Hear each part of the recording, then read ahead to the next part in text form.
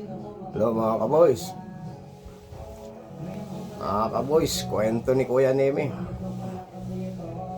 Yung kumpare ko, niyaya ko sa bahay.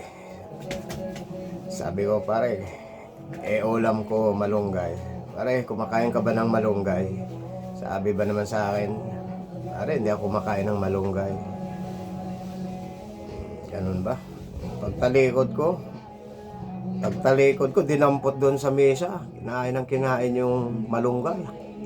Bilisan lang. Pagharap ko, simple lang siya. Nakita ko doon yung bawas na yung malunggay ko. Sabi ko, sinabi ko sa kumpare ko, pare, akala ko ba hindi ka kumakain ng malunggay?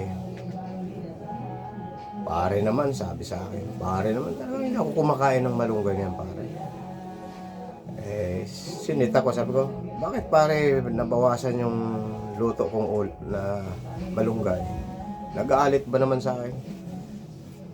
Ikaw naman pare, hindi naman ako kumakain ng malunggay. Sabi ko, wala akong magawa. Nakakita ko may malunggay sa ngipin. Sabi ko, ebidensya to. Pare, akala ko ba hindi ka kumakain ng malunggay? Ayan ebidensya sa ngipin mo. Kita ko sa ngipin yung isang malunggay. Galit sa akin. Ikaw naman pare, bibintangan mo. Sinita ko na, sabi ko, ayan sa ngipin mo. Puta, nagalit. Ayan.